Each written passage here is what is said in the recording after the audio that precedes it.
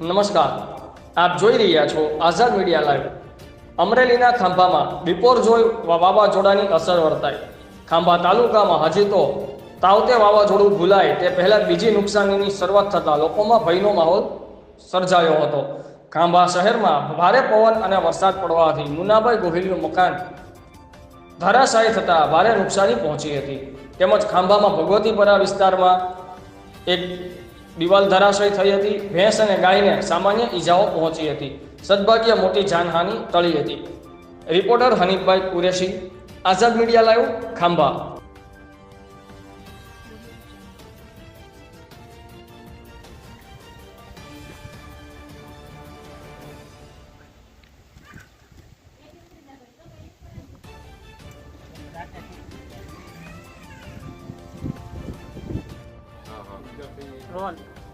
ખાંભાના ભગવતીપરા વિસ્તારમાં આવેલ પાસાભાઈ નારાયણભાઈ રાઠોડ આજ બપોરે બિપોરિયલ વાવાઝોડાના કારણે જોરદાર પવનના આંચકા આવતા દિવાલ ધરાશાયી થયેલ છે।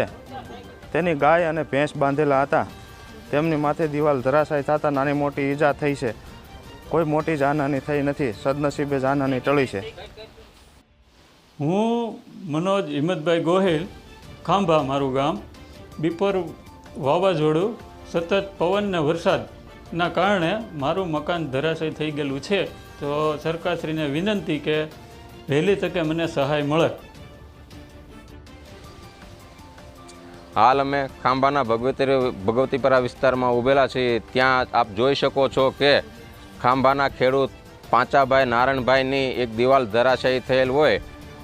દિવાલની નીચે દિવાલમાં ફરજો હતો। ફરજાની નીચે ભેંસો અને ગાયો બાંધેલ હતી, માટે ભેંસોને નાની મોટી ઈજા થયેલ છે, પરંતુ સદભાગ્યે કોઈ માણસોને જાનહાનિ થઈ નથી અને બધાની બચાવની કામગીરી કરેલ છે। અને અમે અત્યારે માનનીય શ્રી ટીડીઓ સાહેબ, અમારા મંત્રીશ્રી અને ગ્રામ પંચાયતના સદસ્યશ્રીઓ અને ગ્રામ પંચાયતનો સ્ટાફ બધા સ્થળ ઉપર ઊભા છીએ અને માલ સામાનનો નિકાલ કરાવેલ છે। એટલે સરકારશ્રીને અમે તાત્કાલિક અનુરોધ કરીએ છીએ કે આ બાબતે અમારું ઘટતું કરવા સરકારશ્રીને વિનંતી છે।